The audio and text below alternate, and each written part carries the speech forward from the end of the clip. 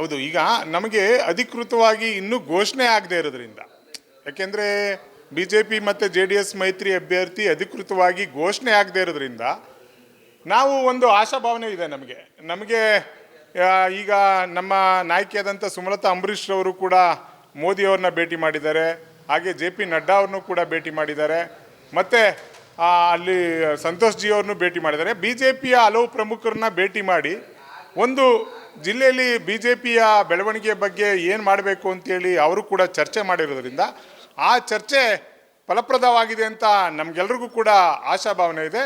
ನಮಗೂ ಈಗಲೂ ಕೂಡ ಭರವಸೆ ಇದೆ, 100ಕ್ಕೆ 100 ಭಾಗ ಭಾರತೀಯ ಜನತಾ ಪಕ್ಷದ ಅಧಿಕೃತ ಅಭ್ಯರ್ಥಿಯಾಗಿ ನಮ್ಮ ಸಂಸತ್ ಸದಸ್ಯರಾದಂಥ ಸುಮಲತಾ ಅಂಬರೀಷ್ ಅವರು ಕಣದಲ್ಲಿ ಇರ್ತಾರೆ ಅನ್ನೋದನ್ನ ನಾನು ಹೇಳಕ್ಕೆ ಇಷ್ಟಪಡ್ತೀನಿ. ಚುನಾವಣೆ ಹೇಗೆ ಮಾಡಬೇಕು ಅನ್ನೋದಾಗಿದ್ರೆ ನೀವು BJP ಕಾರ್ಯಕರ್ತರು BJP ನಾಯಕರನ್ನ ಕರ್ಕೊಂಡು ಸಭೆ ಮಾಡಬಹುದಾಗಿತ್ತು, ಆದ್ರೆ ಆ ರೀತಿ ಮಾಡ್ತಾ ಇಲ್ಲ ನೀವು. ಅಂದ್ರೆ ಇದೇನು ಪ್ರೆಸರ್ ಹಾಕುವಂತ ತಂತ್ರನ ಏನು? ಇದು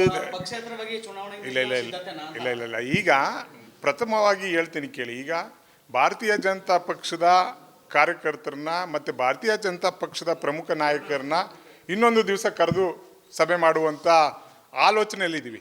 ಪ್ರಥಮವಾಗಿ ಅಂಬರೀಷ್ ಅಭಿಮಾನಿಗಳು ಮತ್ತು ಸುಮಲತಾ ಅಂಬರೀಷ್ ಅಭಿಮಾನಿಗಳು ಮತ್ತು ಜಿಲ್ಲೆಯಲ್ಲಿರ್ತಕ್ಕಂಥ ನಮ್ಮ ಹಿತೈಷಿಗಳು, ಅಂಬರೀಷ್ ಅಣ್ಣ ಅವ್ರ ಫ್ಯಾಮಿಲಿ ಆಗೋದು ಮತ್ತು ಸುಮಲತಾ ಅಂಬರೀಷ್ ಅವ್ರಿಗೂ ಅಭಿಮಾನಿ ಬಳಗ ಜಿಲ್ಲೆಯಾದ್ಯಂತ ಇದೆ, ಅಂಥವ್ರೆಲ್ಲರನ್ನೂ ಕೂಡಿ ಒಂದು ಅಭಿಪ್ರಾಯವನ್ನು ಸಂಗ್ರಹ ಮಾಡಬೇಕು. ನಂತರದಿಂದಲೇ ಭಾರತೀಯ ಜನತಾ ಪಕ್ಷದ ಕಾರ್ಯಕರ್ತರು ಮತ್ತು ಭಾರತೀಯ ಜನತಾ ಪಕ್ಷದ ಏನೀಗ ವಿಧಾನಸಭಾ ಅಸೆಂಬ್ಲಿಗೆ ನಿಂತಿರ್ತಕ್ಕಂಥ ಡಿಫಿಟೆಡ್ ಆದಂಥ ಕ್ಯಾಂಡಿಡೇಟ್ಗಳನ್ನ ಅವರು ಕೂಡ ಕರೆದು ಆ ನಿಟ್ಟಿನಲ್ಲೂ ಕೂಡ ಒಂದು ಸಭೆಯನ್ನು ಮಾಡ್ತೀವಿ. ಮೊದಲನೆಯಾಗಿ ಪ್ರಥಮವಾಗಿ ನಮ್ಮ ಚುನಾವಣೆಯಲ್ಲಿ ಕಳೆದ ಚುನಾವಣೆಯಲ್ಲಿ ಮಾಡಿದಂಥವರು ಮತ್ತು ಈಗ ನಮ್ಮ ಒಡಂಬಡಿಕೆಯಲ್ಲಿ ಇರ್ತಕ್ಕಂಥ ಕಾರ್ಯಕರ್ತರೆಲ್ಲನೂ ಮತ್ತು ನಾಯಕರನ್ನು ಕರೆದು ಒಂದು ಸಭೆಯನ್ನು ಮಾಡ್ತಾ ಇದ್ದೀವಿ.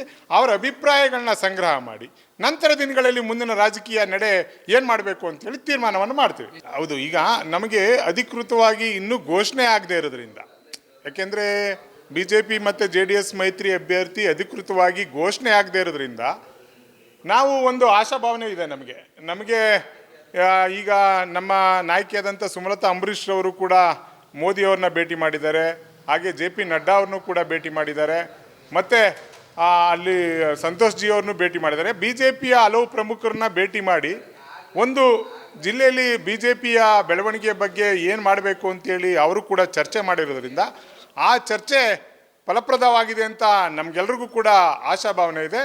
ನಮಗೂ ಈಗಲೂ ಕೂಡ ಭರವಸೆ ಇದೆ, 100ಕ್ಕೆ 100 ಭಾಗ ಭಾರತೀಯ ಜನತಾ ಪಕ್ಷದ ಅಧಿಕೃತ ಅಭ್ಯರ್ಥಿಯಾಗಿ ನಮ್ಮ ಸಂಸತ್ ಸದಸ್ಯರಾದಂಥ ಸುಮಲತಾ ಅಂಬರೀಷ್ ಅವರು ಕಣದಲ್ಲಿ ಇರ್ತಾರೆ ಅನ್ನೋದನ್ನ ನಾನು ಹೇಳಕ್ಕೆ ಇಷ್ಟಪಡ್ತೀನಿ. ಚುನಾವಣೆ ಹೇಗೆ ಮಾಡಬೇಕು ಅನ್ನೋದಾಗಿದ್ರೆ ನೀವು BJP ಕಾರ್ಯಕರ್ತರು BJP ನಾಯಕರನ್ನ ಕರ್ಕೊಂಡು ಸಭೆ ಮಾಡಬಹುದಾಗಿತ್ತು, ಆದ್ರೆ ಆ ರೀತಿ ಮಾಡ್ತಾ ಇಲ್ಲ ನೀವು. ಅಂದ್ರೆ ಇದೇನು ಪ್ರೆಸರ್ ಹಾಕುವಂತ ತಂತ್ರನ ಏನು? ಇದು